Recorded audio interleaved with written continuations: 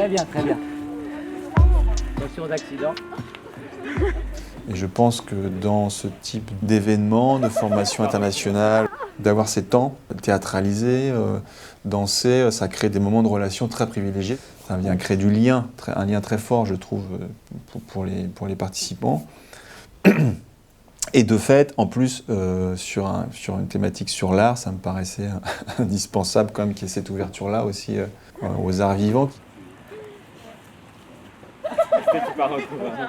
Et il y a quand même des points de connexion très forts dans des relations de soins et ce qui peut jouer dans le travail quotidien d'une personne, d'un acteur qui fait du théâtre ou un danseur qui doit mettre en place dans sa relation aux autres danseurs ou à la scène.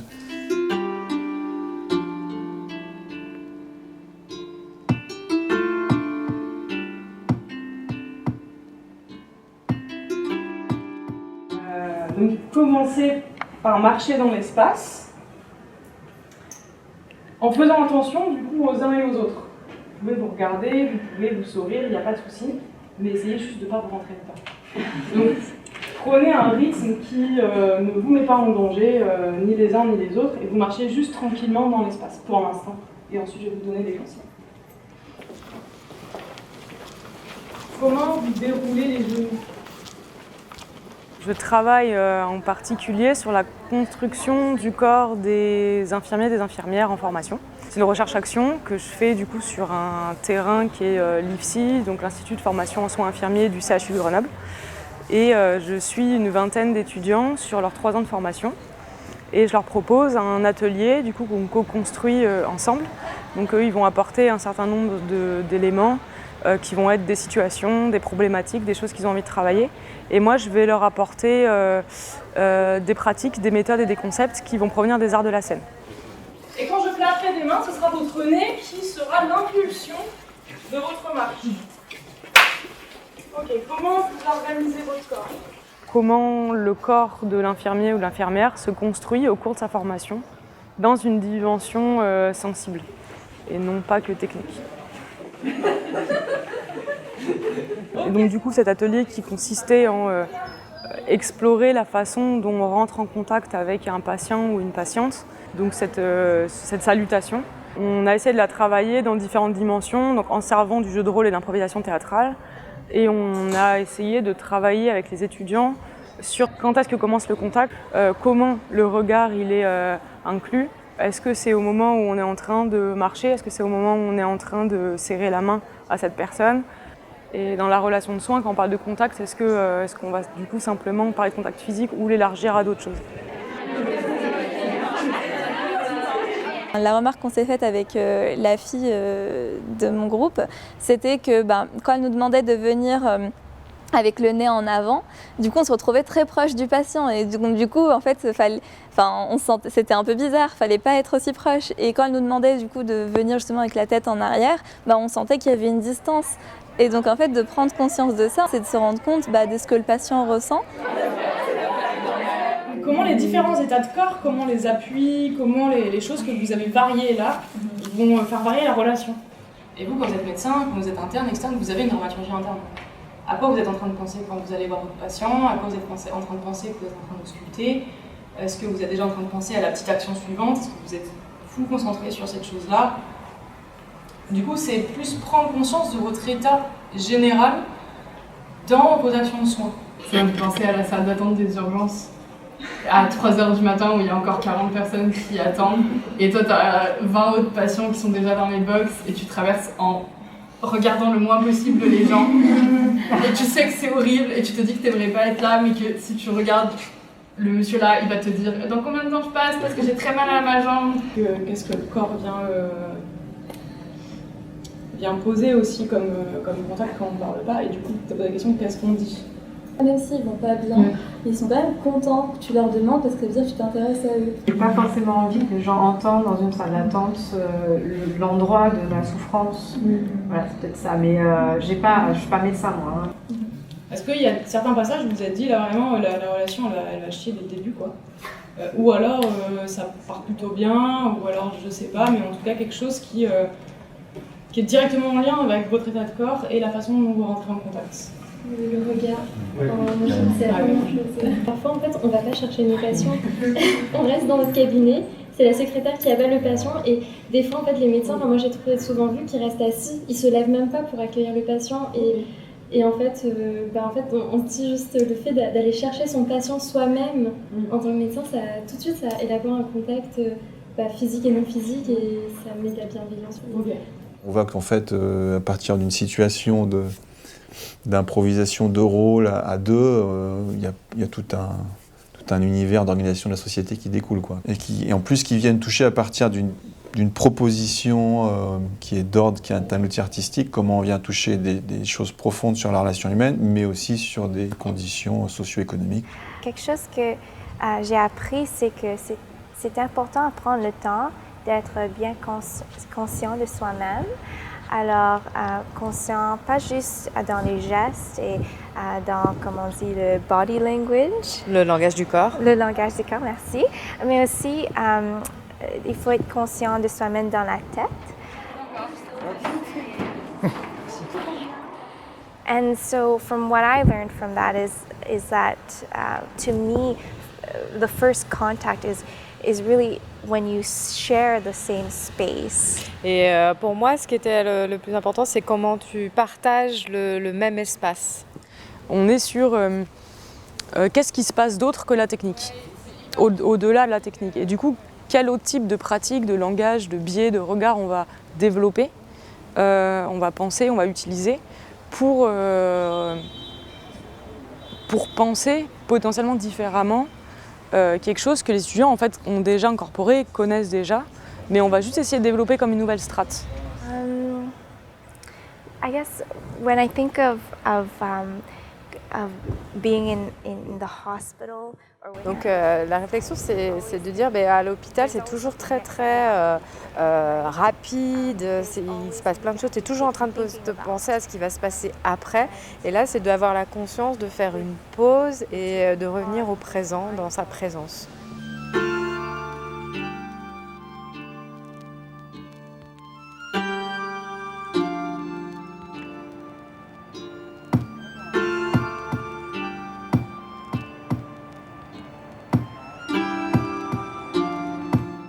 Je pense que la danse est un véhicule très important parce que la danse fait appel au corps. Le corps exprime ce que le langage parfois n'arrive pas à exprimer. Et en ce sens, ça rejoint beaucoup, je pense, l'expérience des médecins qui doivent aussi savoir lire ou apprendre à lire tous les messages non verbaux que leur adressent les corps des patients, parfois même à leur insu. L'atelier que j'ai donné est basé sur la notion de relation. Cet animal mange de l'air. Vous regardez ce qui se passe et vous êtes impressionné, imprimé par ce qui se passe, d'accord? That's your business. On est dans la sensation du mouvement, la sensation de l'espace, la sensation de l'énergie. Et c'est ça que je veux pointer du doigt par la danse, c'est-à-dire on arrive dans un état plus premier, si je puis dire, où on est en contact avec les forces premières de la vie, du mouvement et de l'expressivité, avant même l'apparition du langage, si l'on peut dire. Ce qui nous relie au présent nous relie aussi aux autres personnes dans le même présent. Si on apprend à se laisser moins polluer, entre guillemets, par nos jugements, on est déjà en train de qualifier ou en train de quantifier ce qu'on est en train de voir, ça nous empêche d'être en prise directe avec l'expérience. Et donc c'est ça que j'aime bien faire toucher du doigt aux étudiants. Et là on était tous un petit peu effrayés de toucher un bout de tissu et de devoir le mettre en mouvement. Et c'était justement quelque chose qui était dans un confort mais qui justement nous sortait de nos gonds et c'était une expérience totalement originale et assez innovatrice. L'art peut venir décentrer des pratiques et des méthodes déjà existantes par leur propre prisme en fait, par leur propre méthodologie. Parce que je réinsiste du coup sur le fait que l'art étant une science a des méthodologies, des pratiques, des démarches, une théorie, des théoriciens, des théoriciennes et existe dans une rigueur scientifique. Il peut y avoir des effets thérapeutiques en étant juste artistique et que peut-être des propositions, notamment de Luc, qui a été faite, c'est de partir de ce qu'il est, de danseur, et qu'il y a quelque chose qui peut se transformer malgré soi. Même d'être avec de l'art et d'exprimer avec les arts, je crois que in itself, c'est une forme de thérapie et tu ne dois pas mettre les mots ou mettre un terme qui décrit, c'est l'acte soi-même. On est dans une reconfiguration disciplinaire et on n'est pas à mettre une discipline au service de l'autre. Et du coup, c'est cette reconfiguration qui va nous permettre de potentiellement faire évoluer, penser autrement, regarder autrement la formation, les pratiques, les méthodes, mais du côté des sciences médicales, en santé-société, mais aussi du côté des arts.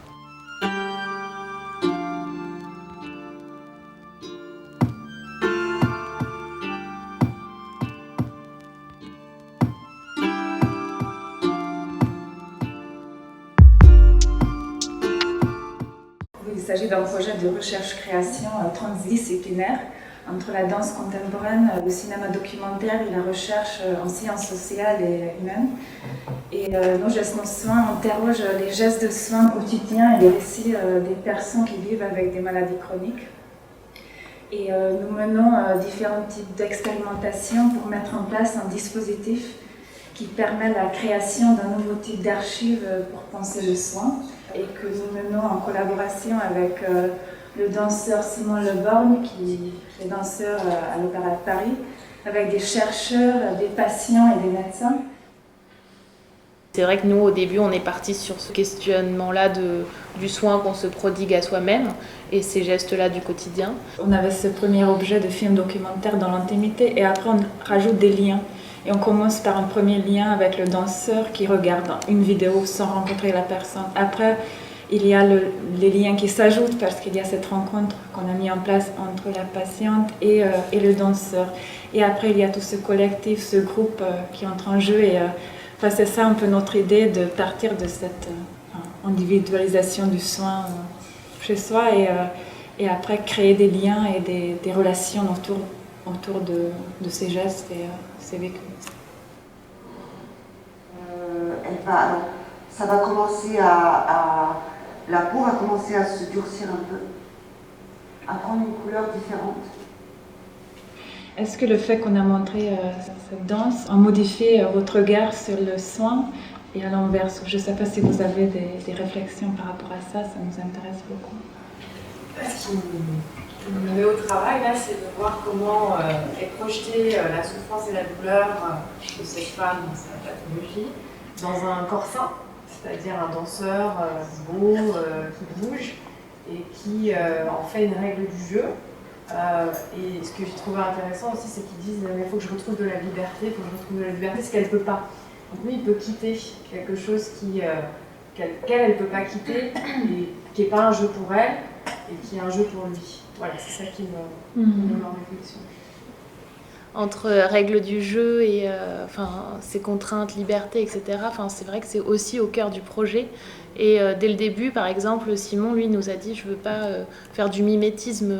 Ce qu'il voit, ce qu'il entend de ses récits de vie, de ses gestes, peut venir nourrir des règles qui se donnent en se disant « voilà, je vais travailler avec ces idées-là en tête pour nourrir mon mouvement ».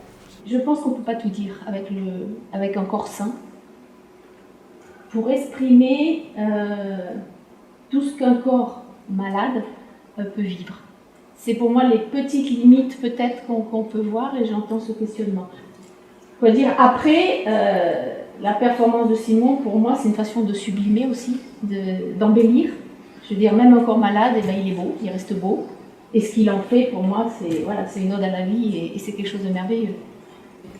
Pour nous, je pense que le travail de Simon, ça se situe pas dans cet enjeu d'exprimer l'expérience de quelqu'un d'autre, mais de proposer quelque chose qui peut peut-être enrichir une expérience qu'on crée ensemble et que tout le monde peut retirer quelque chose pour soi. C'est dans le décalage aussi entre le danseur et la patiente qu'il y a quelque chose qui émerge de super intéressant, c'est que Il peut peut-être raconter à sa façon une forme de soin et la maladie chronique, etc. Mais il ne l'est pas. Et dans ce décalage-là, je trouve qu'il y a toute l'humanité, en fait. Ce sont des sujets qui sont construits différemment. Et comment ils peuvent dialoguer sur cette quête de la façon dont on s'empare chacun de son corps pour le mettre en mouvement.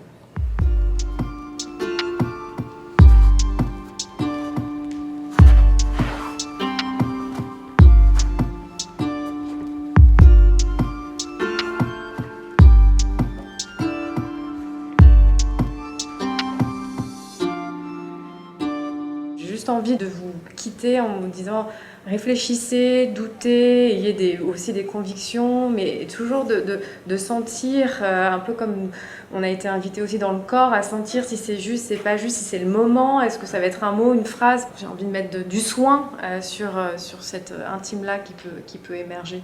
Moi je chante, hein, ça a été la seule façon que j'ai trouvée de pouvoir parler et d'oser parler ma maladie et la dire. Je me suis servi, en fait, j'ai pris conscience qu'un être humain, c'est un instrument de musique, son corps est un instrument de musique.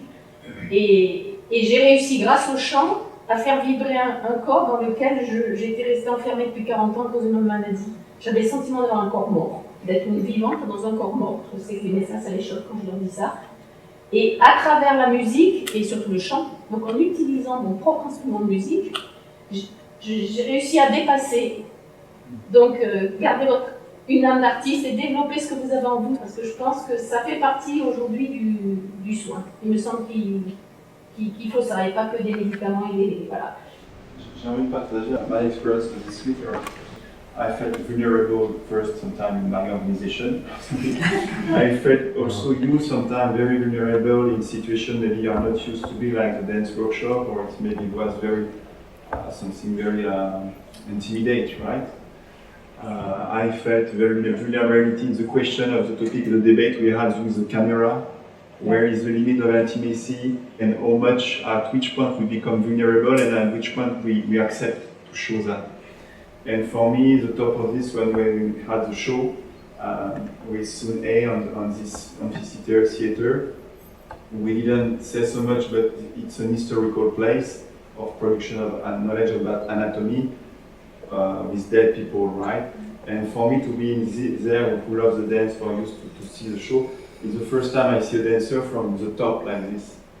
And I felt strange to be like in this domination position, you know?